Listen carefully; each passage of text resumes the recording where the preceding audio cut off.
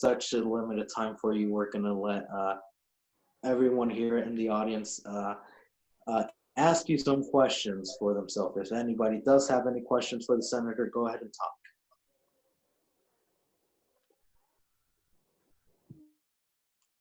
Come on, don't be shy. I guess I can kick it off. So, I mean, I would love to know more about what was your experience running as an openly gay man, and kind of what challenges did you face with your campaign? Yeah, and I think I'm sure Evan and I both have our perspectives, and I, you know, running in San Francisco is very different than running probably in the South Bay where Evan is. So it's definitely very contextual. But for me, you know, when I first ran, I ran for the Board of Supervisors, and you're representing the seat that Harvey Milk represented, the Castro and surrounding areas. And so it was not, and all of my opponents were gay or lesbian. So it was, and in fact, the three major candidates were all Jewish LGBT people. So it was definitely quite the interesting dynamic. I would say running, though, in this kind of community, running as a gay man or as an LGBT person, the challenge is not that there's like rampant homophobia, people are attacking you. It's more, there are people who are not LGBT who assume that your only focus is going to be on LGBT people, and you're not going to care about anyone else. And then for some in the LGBT community, you're never doing enough, and you're kowtowing too much to the straight people. And so it's this constant push and pull. You're not gay enough, you're too gay, you're too focused on LGBT issues, you're not focused enough on LGBT issues. And so trying to strike that balance. The other thing is, I think in general, this is true. I think this is very specific, frankly, to gay men, that gay men are assumed to be weak. And there is just this, it's just, you know, we're just supposed to be weak. And whereas I think lesbians are not viewed that way. And if you look around the country, who tends to get elected to things first, whether it's the governor of a state or United States senator or the sheriff of a city or the mayor of a city, of a major city, it's largely lesbians lead the way. And of course, lesbians are amazing, and there are a lot of amazing lesbian leaders. And during the HIV epidemic, you know, they helped save our community as gay men were getting sick and dying. But I think there's just it's in a way, it's like a reverse gender dynamic in some ways. And so I think as gay men in public office, you have to almost prove that you're tough enough and that you're not weak. Evan, what's your take? Yeah, thank you, Senator. I mean, first of all, hi everyone. It's great to be on the call with all of you. As you can probably tell, we are competing in between different events and functions, and so can't tell you how fortunate we are to be on the same call with Senator Scott Wiener, who, by the way, represents close to 1 million people in the California State Legislature, which, as you know, is a community and a population larger than the state of Wyoming, for example. And so it's a real honor to have Senator Wiener representing so many of us in the California State Legislature and fighting for all the things that we care about, as not only as just a senator, but chair of the California LGBT Legislative Caucus, in which he takes a lot of arrows for us. So I'm appreciative of his partnership. And I just think it's part of the challenge that exists, to your point, Senator Wiener, with respect to our identity. We're never gay enough, or we're going too much. And so there's such a wide spectrum. I mean, it just goes to show what the elections, people either love or hate Donald Trump. People love or hate Barack Obama. And it's just such a wide variety of just hyper and very radical in that nature. What I think is important for us as legislators is to fundamentally be authentic, and that authenticity speaks to who you are and helps provide some clarity, some moral clarity, and the obligation when we leave our homes each and every day to go serve the people in the state capitol.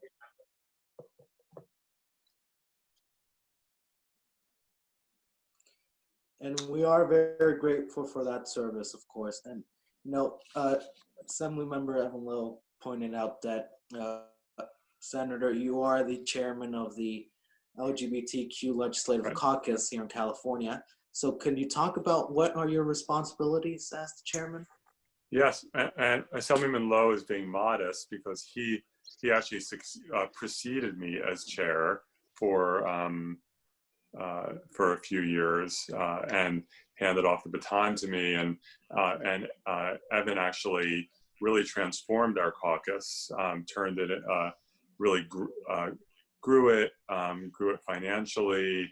I think made it a broader and more impactful caucus. So he really showed extraordinary leadership and hard work to do that. And he made it a lot easier for me when I stepped in because we already had a lot of the infrastructure in place. And he's, you know, even though he's not currently the chair, he still works very hard and is very supportive of my leadership. But in terms of the caucus, you know, it serves a very important role. We really work to advance legislation that benefits the LGBTQ community and also to get people elected to office. And we're currently supporting various candidates around the state. And so, you know, there's a lot of good work happening, but our job is to really bird dog our community and make sure we're getting our folks elected, because it's important for us to have our seat at the table, and that pro-LGBT legislation passes and that bad legislation gets defeated. And so we work together as a caucus. There are 7 of us, and then we have 2 staffers who do amazing work, but it's hard work, but it's important. Senator and Assemblymember, I have a question for both of you. How has being an elected official during this pandemic, how has that affected your work? Evan, do you want to start? Sure. I think part of that challenge is the connection. This is we're in a relational business. This is about people. This is a people business. And so much of it requires a sense of trust, a sense of basic humanity, empathy, mercy, compassion. And it's difficult to be able to relate to people when you are working on legislation that has an impact on people's lives. This is not just in theory. This is not theoretical. This is not just on paper about reading legalese, but about people's lives. And the difficulty during this time is to not be able to visit people in person, and or some of the unique challenges that exist. Imagine the state in which both Senator Wiener and I are working on, but imagine the challenge of if you are a nursing student about to graduate or a teacher, and those nursing students aren't able to complete, they're just about to graduate, and they're not able to complete their clinical hours in person, or those teachers, those soon-to-be teachers who need in-classroom training to graduate. And we desperately need these frontline responders. We desperately need these public servants. And yet, how do you accommodate to making sure they get their equivalency, whether or not it is done remotely or whether or not it's done in simulation? That's part of the unique challenge that exists for so many of us. So I'd say much of it is, how do we retool and rethink about how we do normal things? But again, politics and democracy is about people. And how do you ensure that we are as responsive to the people that we work for and represent? Yeah, I have to say it was really a unique and out of the ordinary and difficult experience. So the legislature went on recess on March 17th, right when all of the shutdowns were happening, and we were on recess for 2 months.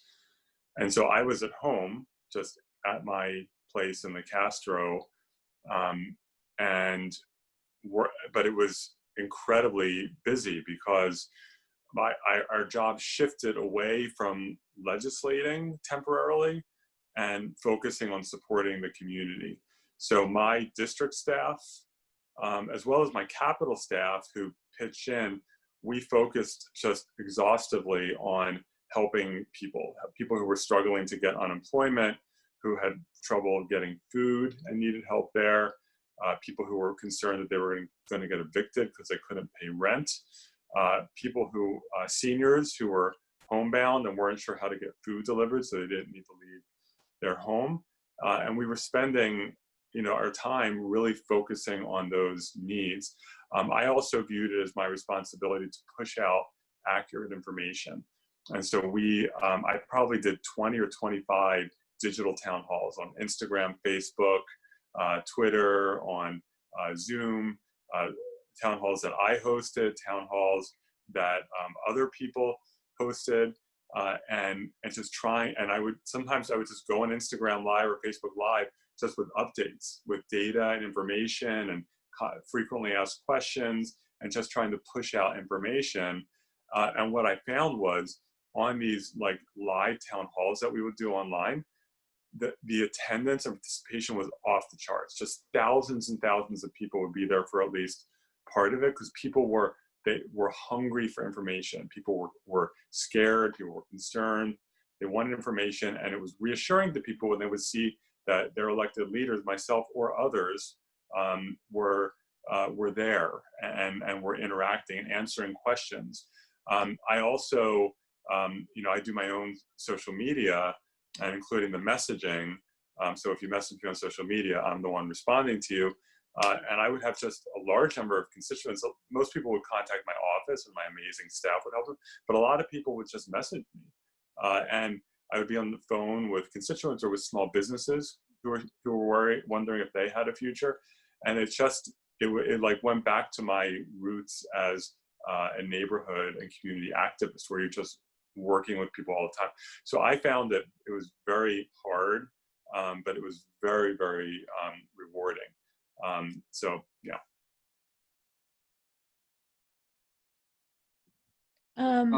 Okay. Sorry. I was curious what your reactions to the recent Supreme Court ruling was. Well, there were two really good ones. Yeah. Telling Trump to back off, at least for now, on trying to kill DACA. That was great. And then making clear that our federal employment discrimination ban applies based on sexual orientation, gender identity. And so on the DACA piece, I'll just say that I cannot even imagine what it would be like to be in a position where you don't know if you can stay in your country. A country where you may have come here when you were 1 year old, or 1 month old, or 2 years old, or 5. This is the only country you know.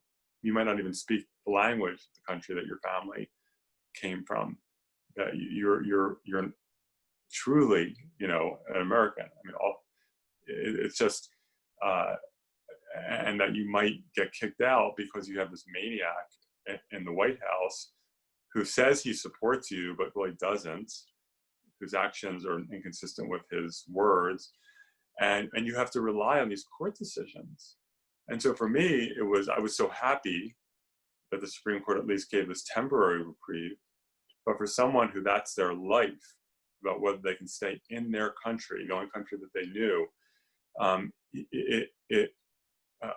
can't imagine just the deep stress. So I'm happy that they're not all kids, right? Some of them are, they've been here a long time, but they've had this temporary reprieve, and we got to just put Joe Biden in the White House and get DACA just made permanent, statutory, get all these kids and young people on a path to quick citizenship. On the employment discrimination piece, it was very, very exciting. It was very sad if you see the stories that led the trans woman who worked in the funeral home, the other guy who was, I think, a skydiving instructor. These are their lives that got upended because of hatred, and tragically, this has been happening forever.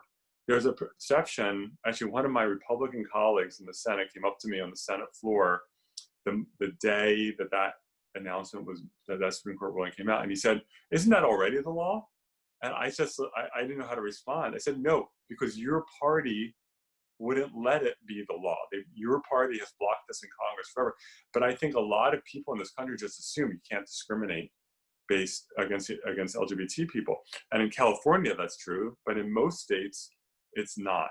And generations of queer people have had to live with this fear that if they find out who I am, they may fire me, and I won't have any income anymore. It's terrifying for people. And so having this resolved this way, I think just as it lifts a huge weight off of a lot of people. Now, it's only employment, right? There's also housing, there's public accommodations, there's all sorts of education, healthcare. We know that the Trump administration keeps trying to take away healthcare protections for LGBT people, but this was a big one. So just going like off of that, in regards to like the pandemic and the, just as in your experience as an elected official, how has, bipartisanship, really fared out, I guess, and how has it like shaped your experiences in any legislation? Well, maybe Evan can answer first, because Evan and I actually both, I think more than most, try to work across the aisle when possible. Evan? Yeah, sure. I mean, I also want to be respectful of your time, Senator. I think your staff just pinged us as well. Yeah, I have a little while longer. Okay. I mean, I just say, remember what I just, you asked earlier about the relationships, about how this is also very difficult given relationships and the importance of bipartisanship. And I'll just tell a very quick story in which I also have a Republican colleague, another assembly member. He's from Santee, in San Diego County. Ultra conservative Republican, 70 some odd years old, veteran, and very different from me. I'm millennial, gay, Asian from the Bay Area, and but I understand, and he's hardcore Republican, I'm hardcore Democrat. But I asked him one day, this is about 2 years ago, I asked him, I said, Assembly Member Vopel, I said, can I come to visit you in your district? And I want you to take me to your favorite restaurant. Let's just break bread and have lunch. So he agreed, and we had a great lunch and got to know him. And then after, this is on Thursday, about 1:30, we finished lunch and he said, hey, do you have a few moments? Do you want to go to my favorite redneck dive bar? And I said, hey, Randy, it's 1:30 on a Thursday. And he's like, yeah, it's my favorite place. So we go, and I see a bunch of, Trump stickers, and we were about to go into this dive bar called Alibi, and the assembly member said, just don't talk about you being a Democrat. And so we get in, and sure enough, it's pretty rough, not what I'm really used to, but we shared a drink and had some good experiences, and we bonded, and I got to know him very well. Fast forward, I had a bill to lower the voting age from 18 to 17, which, by the way, I also want to talk to you about, because Senator Wiener is also co-author of this to help empower young people. But I said to him, hey, I want to get your support on this. And he said, the Republican recommendation is no, because we think this is a ploy to getting more young people to vote. And I said, Randy, I really would need your support on this, because we need 2/3 vote. In the end, he voted for the bill, and he actually co-authored the legislation against his own party to lower the voting age in California from 18 to 17 to allow it to go before the voters. And the reason he did that is because he said, I'm not going to follow just my party recommendation. That's what most people do. That's the easy answer. But I know you, Evan, and I know why you're doing it. And I realize that, I recognize that, and I want to be part of the change with you on this issue, because I know this is coming from a genuine place of civic engagement, of empowerment about voting. So I'll be with you. And he got a lot of heat from his party. But I just share that because we need to be intentional about trying to build relationships with other people, challenge our own beliefs, seek out other people with differing opinions, share experiences, and to try to find some common ground, which I think is very important. Yeah, so when I was elected to the Senate in 16. And I remember a few weeks after the election, I met with my predecessor, Senator Mark Leno, and it was a baton handoff, and I wanted to meet and just get his advice on how to be a successful senator. And Mark Leno, was like me and others who represent San Francisco, was sort of an old school, unreconstructed lefty, super progressive, very strong progressive. And he said to me, because I had never worked with a Republican before. In San Francisco, we don't elect Republicans here. And he said to me, he said, Scott, just one thing to always keep in mind, don't forget about the Republicans, because not every issue is a partisan issue. And there are times when the Democrats are going to be all over the map and the Republicans are going to make the difference. And so don't just assume they disagree with everything you're doing. Kept that in mind, and it's absolutely true. We know how poisonous it is in Congress, but at the state level, it's a little bit like the local level. It's not always like that. There are a lot of issues that simply cut across party lines. And don't get me wrong, there are plenty of issues where we have just strict partisan divides around guns or around reproductive health or some LGBT issues and so on, and affirmative action and so on and so forth. So we have major knockdown, drag out fights with the Republicans. But other issues, I do a lot of work on housing. And what I found is Republicans and Democrats, it's an irrelevant label when it comes to housing.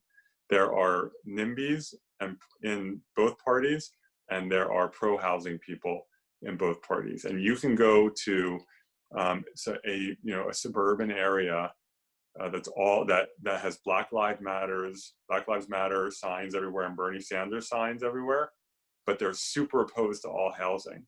And it's no different than if it were like a conservative Republican area that also wanted to keep apartment buildings out or low-income people out. It cuts across party lines. And so in our housing work, we've been able to work with, I've had bills where I've had co-authors ranging from the most left-wing members of the legislature to the most conservative members of the legislature, and opposition from the most left-wing members of the legislature to the most right-wing members. There was one state senator who he resigned earlier this year to take a job in the Trump administration. He's a big Trump guy, very, very, very conservative guy from Riverside County. But I, like with all of my colleagues, you treat people with respect and you understand that you have disagreements. You don't take it personally. He co-authored 6 of my bills last year.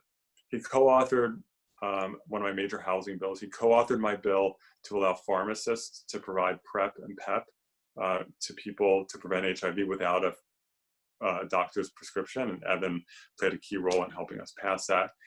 He's co-authored bills or anti-poverty bills. So you just, even really conservative people sometimes have good politics on some issues. And one time I had my first year in office, I authored a bill to decriminalize HIV, and we just couldn't get any Republican votes on it. But then on the final vote on the assembly floor, one of Evan's colleagues, a guy by the name of Tom Lackey, a Republican from Southern California, the bill passed, and I got the vote tally, and Tom Lackey had voted for it, this Republican. And I went up to him and I said, Tom, thank you so much for voting for this bill. I'm just curious why you voted for it. He's like, why would you want to criminally prosecute someone for a health issue? That makes no sense to me, which is, of course, what we've been saying all along. So you gotta at least try and really get to know people, and it can work.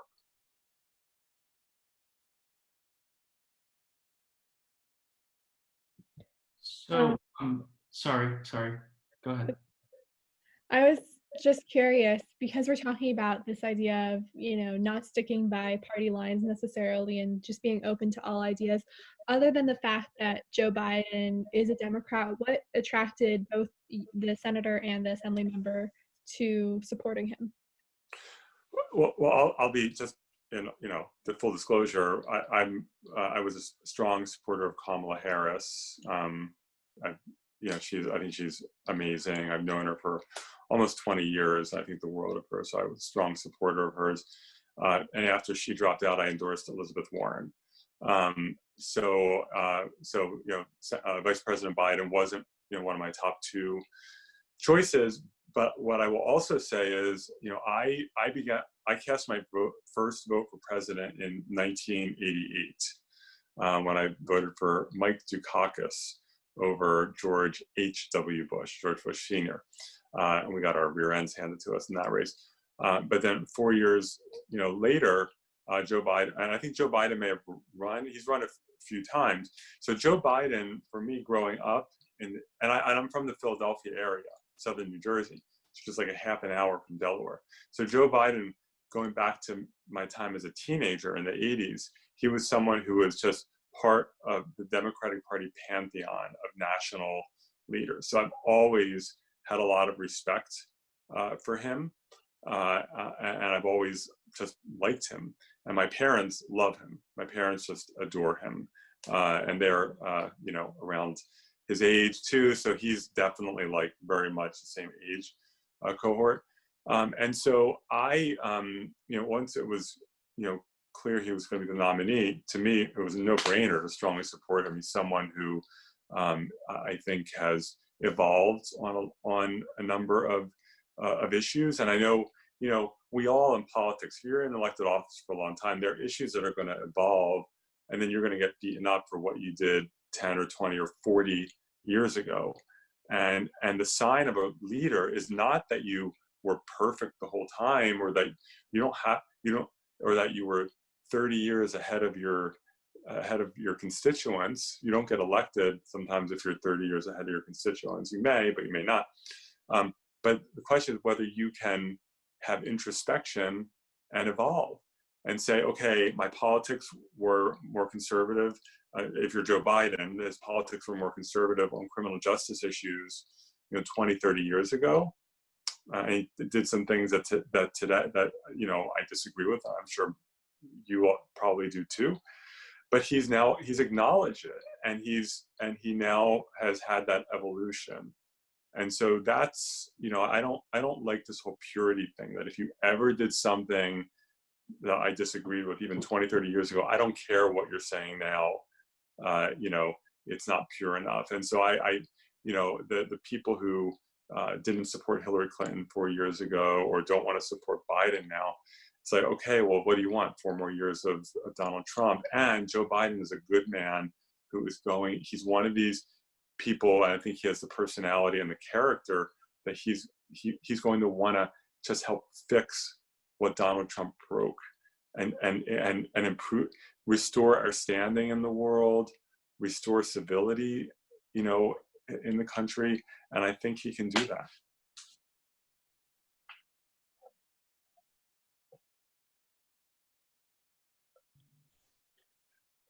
Hey, A lot of us here in California for Biden supported other candidates before we supported Joe Biden. I personally supported Kamala Harris, and then Pete Buttigieg, and then Bernie Sanders before I ever went for Joe Biden. So we understand that he's not the best guy out of them, but he's better than Donald Trump, and that's why most of us are helping his campaign. The only thing, I echo Senator's comments, but look at the Democratic Party in terms of the field and the candidates. On the Democratic stage, you had representation from a wide variety of geography, from ethnic backgrounds, whether or not you're LGBT, Asian Pacific Islander, a female from the West Belt. I mean, from all over, from the Rust Belt, from wherever. But that's just the importance of the Democratic Party. And I think that's just really important for us to remember. And that's why we are home. We're also a very diverse party, and that's okay. We're also a very diverse country. But let us share in these experiences and help lift each other up. Yeah, so I guess that kind of ties into, the ongoing Black Lives Matter movement and, the fight against structural racism in our communities. How do you project that's going to impact, like the 2020 election, or, within our state, or, on a national, kind of level as well? Oh, I think it's affecting it in a significant way, and I think this is one of those moments where something it's been obviously for the Black community, it's been there forever, and for a lot of people who aren't Black who have been aware of this and pained by it for a very, very long time. And going back, in 2014, when Ferguson happened, when Michael Brown was killed, and then Eric Garner, and then in 2014, 2015, I think it took a big step in terms of public awareness. And if you look at even just the polling on the phrase Black Lives Matter from 2015 until before the recent murders, it was already polling higher and higher. So public opinion was really moving. And then when you had this triple devastation of Ahmaud Arbery and Breonna Taylor, and then George Floyd, that was finally the true tipping point where it just, it wasn't just about George Floyd. It was so visual and just so painful to see how this murder happened, but that it was the culmination of years of public opinion and public awareness rising, and then it just tipped and it just went off the charts, and that's a good thing, and I don't think it'll ever go back. And so I'm hoping that next year when we come back and do some aggressive criminal justice reform, sentencing reform, other kind policing reform, that it won't be as hard as it's always been. It's always been really hard. Sometimes we win, sometimes we lose, or sometimes we have to compromise, and I'm hoping it'll be easier. And the other thing I think is important is how we can turn this protest energy into electoral energy. Protesting is very important. It's the fabric of American society. But where do we go from here? And how do we channel that energy? Which is why, again, thanks to Senator Wiener and our legislative colleagues, we will have before us this November on the ballot a measure to allow 17-year-olds to vote in elections if you turn 18 by the general election. So again, this would to allow for 17-year-olds to vote in elections. This is so important for the younger generations, for high school students, for all of you, to be able to voice your thoughts, to be able to have elected representatives come and speak to your issues, the issues that you care about, because you get it so much more. And so we need to make sure that our democracy and our elected representatives reflect and care and champion the issues that you equally care about. So I hope that you also think about engaging with that type of support on this measure. Again, to join 17 other states in the United States to allow for California to allow 17-year-olds to vote in elections. So that'll be before all of us. So I hope you'll tell your parents, your friends. I hope you'll tweet, go on Instagram and post about it, because it's really important. And again, thanks to Senator Wiener for being there on the ground in support of lending your name and also voting in support. Thank you. And thank you for your leadership on that, Assemblymember. It's important. We're trying this year also, we're taking a second run to try to lower the voting age in San Francisco to 16. We came very close last time, 4 years ago. It was 52-48, I think it lost. And so hopefully it'll win this time. So I apologize, I do have to go. It's weird because I'm not used to having any live events anymore. And there's actually, the pink triangle that they put on Twin Peaks in San Francisco. And usually they do it early Saturday morning and then have a ceremony. They're actually gonna, even though it's very windy out, so we'll see if it works, they're gonna try to unfurl it tonight. And so we're gonna have a socially distanced thing with the mayor and others. So I have to get ready and head up there. So I apologize for not being able to stay longer. Well, Senator Wiener, we appreciate you took the time out of your day. Yeah. I know we really appreciate you having here and answering some of our questions. Of course. I hope you wear a mask and go. We will. Everyone will have a mask on. Absolutely. That's how we roll. And Senator Wiener, just before you go, if individuals wish to stay in contact with you on your social media, What are your handles? Yeah, always feel free to message me, reach out. My Twitter and Instagram are Scott_Wiener, Scott_Wiener, and Wiener is I before E, like the old grammar rule. And my Facebook is Scott Wiener 2, all one word, because Facebook doesn't let you use an underscore. So yeah.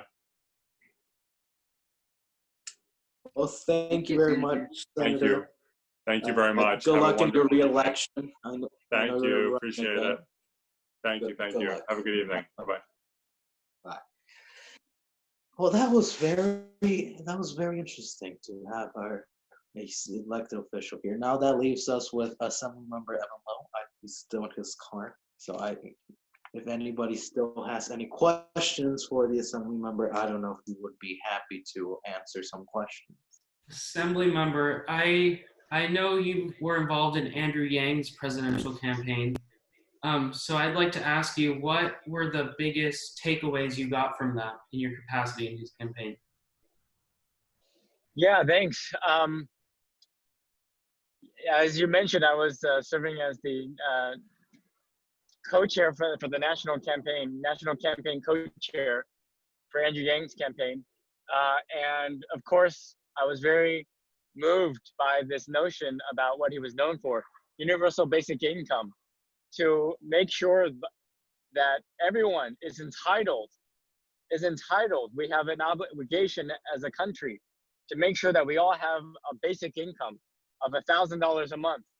And by the way, when this was first talked about in his candidacy, everyone thought he was crazy, that this is a crazy idea, this is socialist, that we're just giving away money. And then of course, COVID happened. And what happened from the federal government overnight with close to $4 trillion, a stimulus giving close to $1,000 to every American. So you see how this is about values and about the will and about what we can accomplish and achieve. And when we put our minds to it, it's so important. And again, I just think it's such hypocrisy to what you said, oh, this is crazy socialist idea. And then all of a sudden COVID happens and then we're doing the same thing. Oh, okay, no, now it's not such a crazy socialist idea anyway. So let us think about just the meaningful value about this. And so to answer your question, it is such that how do I speak in support of the things that we care about for his candidacy and advancing the things about everyday working Americans and the future of work and automation and how that's completely changed the job market and the future for all of young people. And frankly, for someone like him, I related to him because he was facing a lot of criticism being Asian Pacific Islander and not being truly American, that for him and I, we're somewhat perpetual foreigners. We have to prove our patriotism. And yet, think about this. Andrew Yang was not a known entity. He ran for office because he saw that after Donald Trump won the election, he wasn't involved in any political apparatus whatsoever. He wasn't an elected official. He just simply saw the election and said, I need to do my own part as an active citizen, and I'm going to run for president to try to change that. And he outlasted sitting senators, sitting governors, sitting congressional members, sitting millionaires. So I think that just goes to show that's the American dream. And I'm so proud of all of you to take the time out to have dialogue with someone like myself and Senator Wiener, hold our elected representatives accountable, because you are not the future, you are the present, and we need you to be involved and engaged. When I first ran for office, I was 20 years old. I'm a little older now, but that's why I think it's so important that you're involved and engaged because we need you now more than ever. So again, no matter who you like as candidates, just think about the importance of the people and what our institution requires. And so I'd actually end that answering that question by asking any of you, what compelled you to be part of the campaign? What do your parents think about you being involved? Because frankly, young people get a bad rap about not caring about politics. Or when I had my bill to lower the voting age, I would get significant criticism that teenagers only care about TikTok. They only care about the Tide Pod Challenge. They don't really care about things, but you're very different. So what is it that young people care about? What is it? How come you're involved? And how do we get more young people like you involved? So that's my question for you. Well, I'll say, our organization is definitely getting young people involved. The reason I joined is because I understood, I joined after Bernie Sanders dropped out. The day of, I understood that Joe Biden was the nominee and we needed to beat Donald Trump. And so that's why I've been getting involved with politics. Here in San Diego, I've been getting involved with my local assembly member, Shirley Weber, who has been doing a wonderful job in the assembly.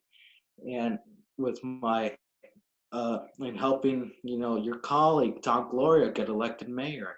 He definitely will be.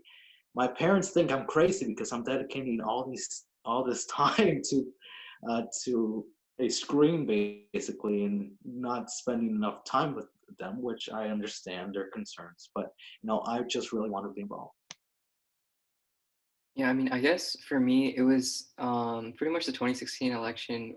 My parents, everyone in my community, everyone that I knew pretty much just shrugged off, Trump as just some offshoot that would never even stand a chance. And then 2016 happened, and I started to realize, how crucial it is that people, get out to the polls, actually voice their political opinions and stand up for what they believe in. Because now, especially, I tend to focus a lot more on like climate change. That's crucial, not just for our generation, but also considering that we're all Gen Z, but we need to think about like the future generations as well. And so climate change is an issue that often goes overlooked in terms of short-term economic losses and stuff like that. And people just tend to not realize the long-term economic, social detriments that it poses to us.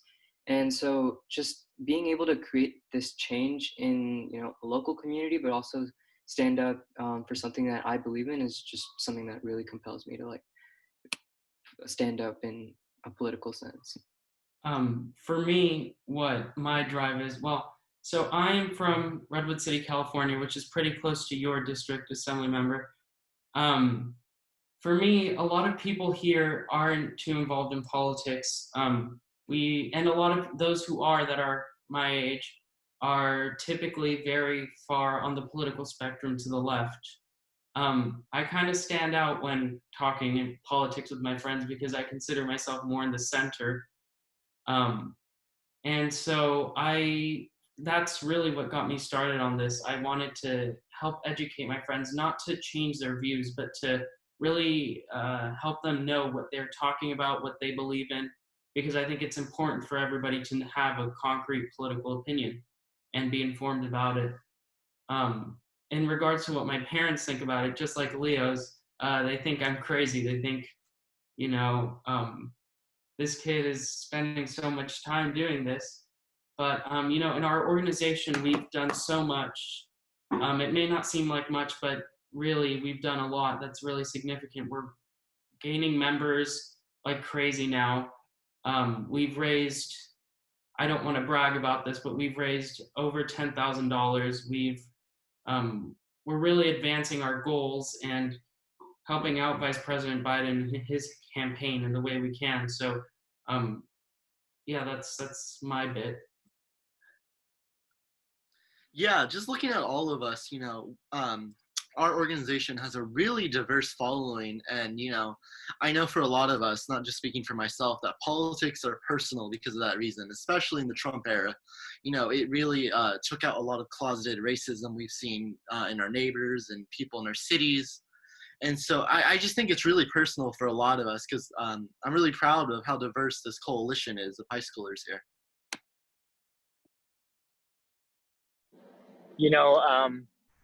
I'm glad that all of you talk about this because when I first ran for office when I was 20 years old, this was back in 2004. My father, I'm Chinese American, and my father's an optometrist, he's a doctor.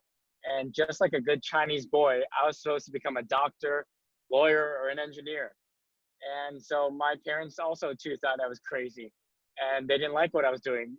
They wanted me to be like them and not rock the boat. Like culturally, I'm not supposed to do that. But when I looked at my community as a young person, I found out that I couldn't afford to live in my own community.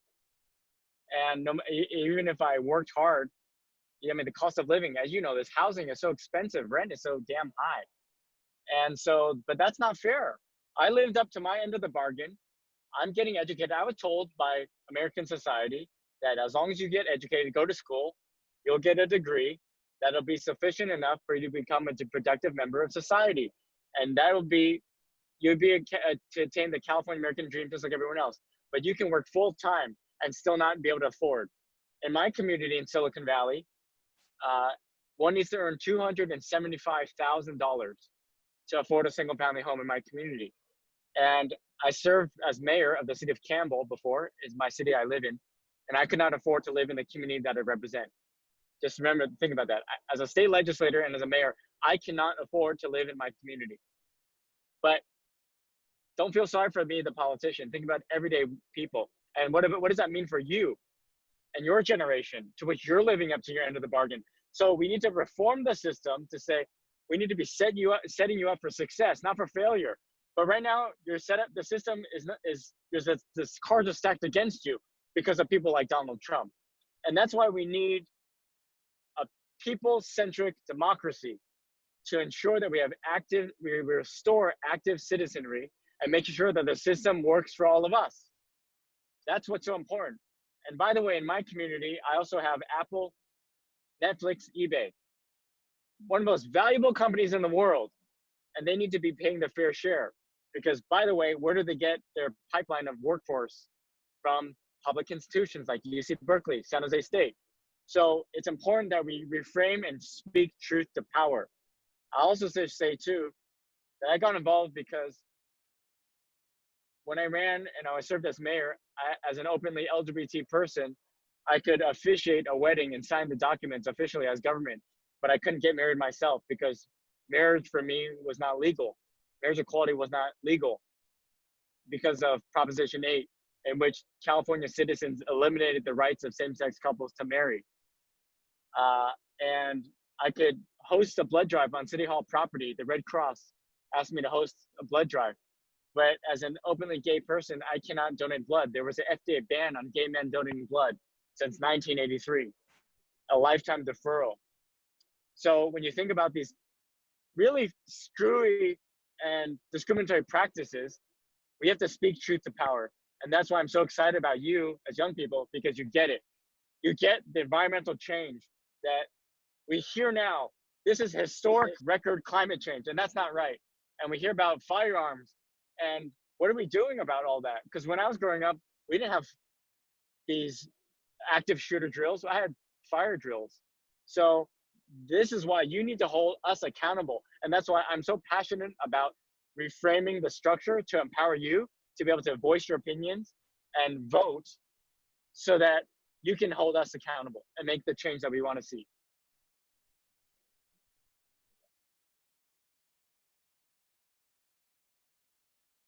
I have a question for you. So what was it like running for an office like at 20 years old? What do you think people said to me when I was 21 and I knocked on people's doors and I said, "Hi, my name is Evan Lowe. I'm running for city council." What do you think are some of the comments people said? What would you guess? You're too young. Yeah. Probably think you're not running like a serious campaign. Yes. People said to me, "Oh, are you running for a high school president? Are you running for a high school ASB?" They asked me, I got asked, who do I root for in the Olympics, the United States or Japan?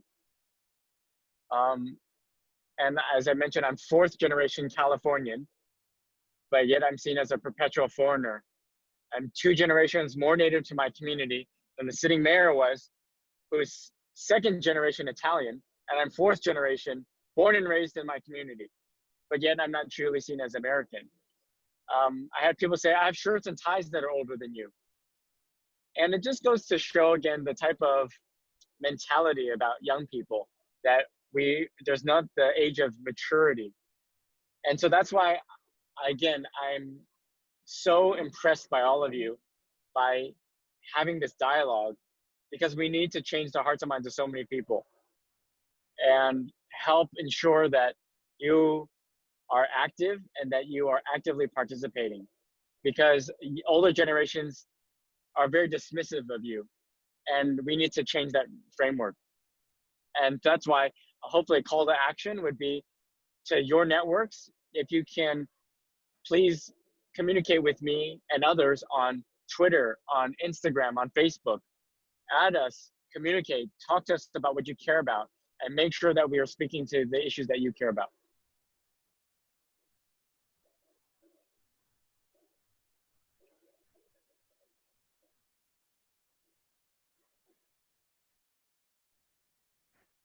Were there any other things that might be able to have dialogue on? I was curious. Well, Sorry. so, Sorry, you can go, Leo. go ahead, Ella. Let me just say something. So Ella here, has really been passionate about letting 17-year-olds vote in primaries.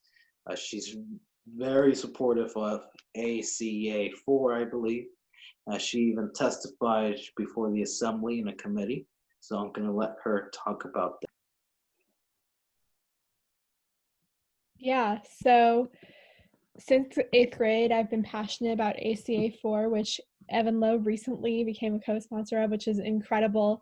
And I was actually going to ask, what helped you make that decision? But ACA 4, just for a quick explanation, allows all those who will be 18 by the general to vote in the primary. So, for example, I'm born in July, but because the primary in California is in March, I was ineligible for the primary, even though I will be voting in the general election. Meanwhile, almost half the country already allows all those who are sort of in that state of limbo to vote in the primary as well. And not just like any states, but like we're talking like South Carolina, Kentucky, West Virginia. I mean, I have the whole list memorized by now because it's so it's so funny how nonpartisan it is, and yet it hasn't been passed in California. California is behind the curve. So we were really, really fortunate, on the third time that it's been introduced. It finally passed out, and now it's going to be on the November ballot. So while a lot of high schoolers can't necessarily vote on it, I encourage you all to talk to your parents, your friends, your family, whoever it may be about this piece of legislation, because we have the opportunity to help thousands and thousands of Californians not just voice their opinions, but start a voting habit that's so critical for the democracy that we know and love today. Evan, do you want to speak on it as well? What a great plug. What a great plug. I mean, I'm just going to leave it at that. You just said it beautifully. The only thing I would add is this. My original bill was to lower the voting age from 18 to 17, period. That's it, without the qualifier. But I introduced it every year, and it died every year. And so, as did Assemblymember Kevin Mullins. So we decided this year, how do we combine forces to try and position the legislation such that we can get bipartisan support and get the number of votes, especially on this ballot.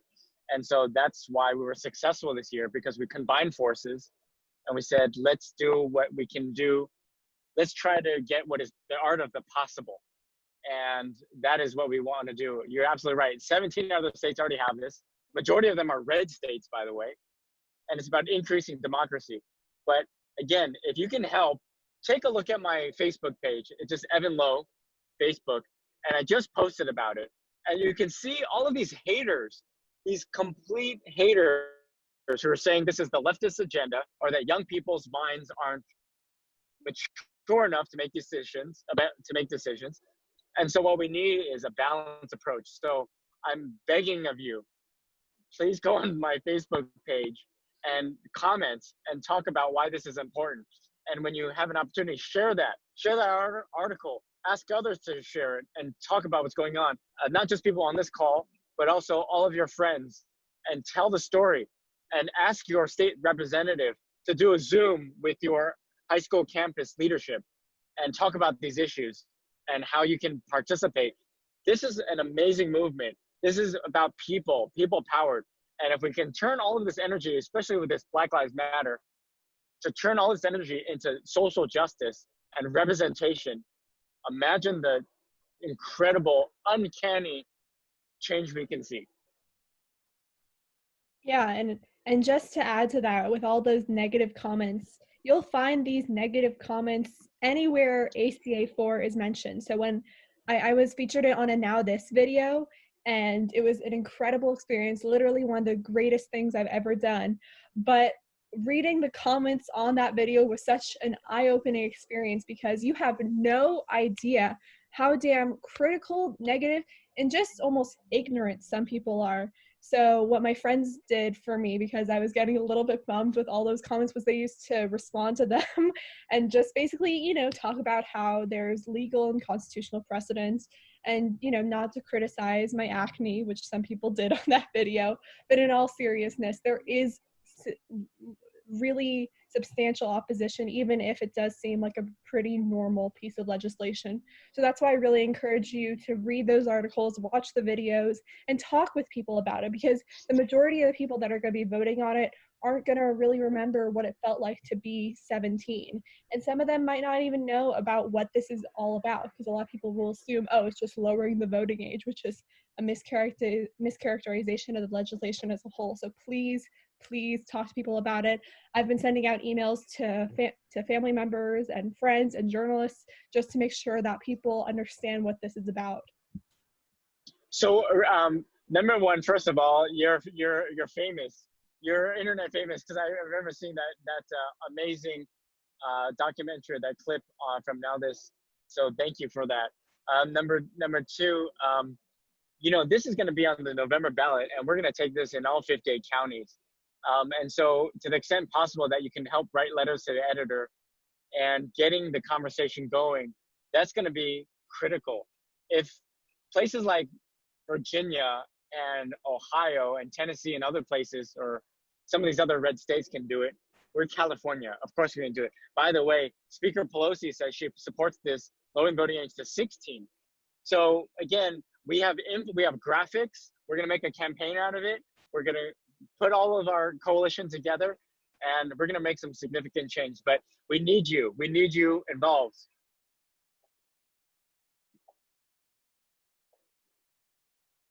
Yeah. And another great sort of action item to get involved is, I think we've already kind of talked about this, but to share any information. I know we are all very active on social media, and I find that stories like Instagram stories and Facebook stories are much better sources of spreading information than I had ever imagined. So whether it be, reposting a screenshot from an article about ACA4, or reposting some of the videos about it being passed on the Senate floor with to 31-7, which means we got some Republican votes on it, I might mention. Or just reposting the Now This video, not for my own benefit, but for the legislation's benefit. It's really a really great way to do it. I mean, these videos are able to, these things are able to rack up views because people share them with their wide network, and all it takes is some curiosity and a click. Yeah. So remind me, will you be, would you fall into that category of being able to vote in the primary and turning 18 by the general? So I was actually just affected by this exclusion. So I was born in July of 2002.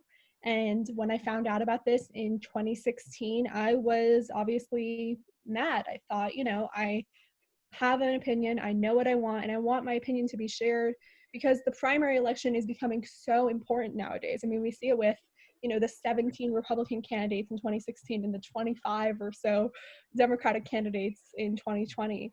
So this is really, my advocacy isn't for myself, it's for the future generations, which hopefully brings some light to people that I'm not just doing this for myself, but rather for youth activism as a whole. And, I'm in the same boat. This is about empowering all of you. This is empowering all of you. And that's why I'm going to continue to fight for all of you. I'm a millennial generation. Are you guys considered Gen X or Gen Z? Yeah. Yeah. So, I mean, again, you guys get it. The previous generations have failed you on keeping you safe from firearms, on the environment, on economic justice, on social justice, on healthcare, on housing, on everything. So I just want to give the keys to all of you, and you just take over from here. But in the meantime, if they can't do that, at least I want to help empower you to at least allow you to vote. And imagine if 17-year-olds could be able to vote. Imagine all of the politicians going to high school campuses, having to speak to the issues that you care about, and having the platforms and courting you. That's amazing. But they don't do that now because you're not an eligible voter pool. So no one cares about you. And that's not right. So that's why I want to be partners with you. So please, please do exactly what we just talked about.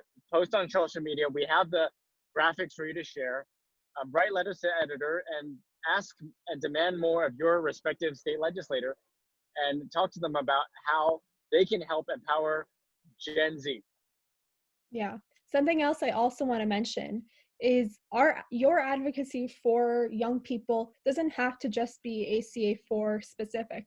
The things that I did to couple my work was I was able to become a high school elections ambassador with the San Francisco Department of Elections, which meant I spent a few Fridays every year registering high schoolers, pre-registering high schoolers, hiring poll workers, and just making sure that they understand that they can start this voting process. And this is a process that a lot of folks, including I assume many people on this call, are really excited to do. So even being able to pre-register is an exciting opportunity.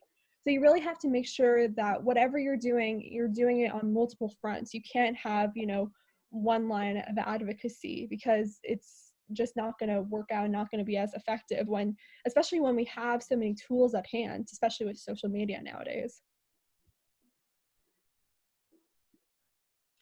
You're absolutely right, Ella.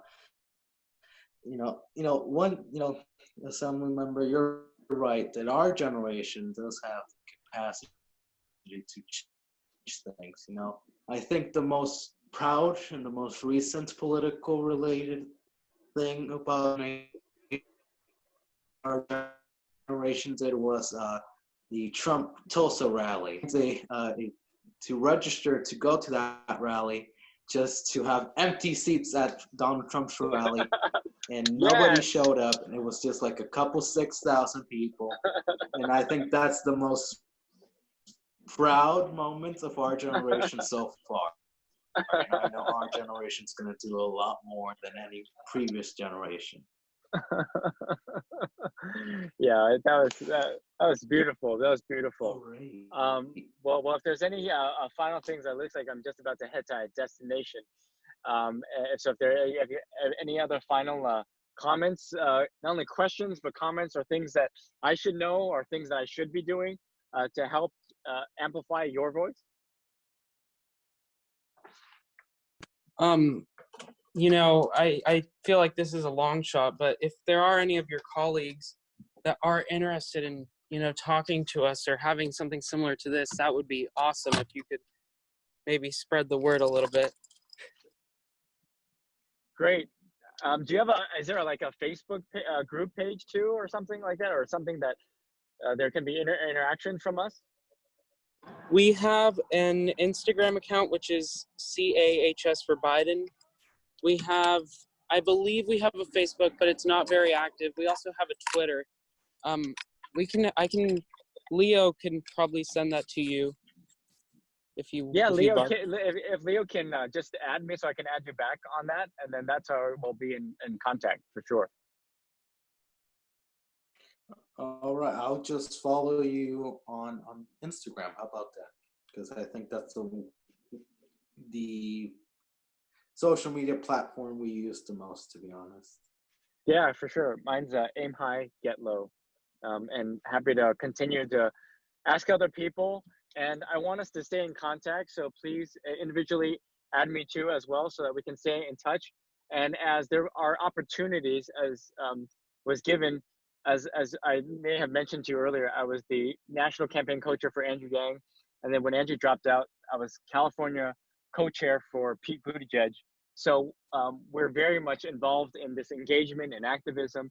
And when there are political opportunities that come up, I want to be sure that when we have convention, that you hear about it, that you know about it, that you have real access because I remember what it was like to be your age, and I also was shadowed a number of people, and I never thought I'd be here now, and here I am, 2 decades later. So I'm so excited. Please remember small people like me. They're so important, and I look forward to staying in touch.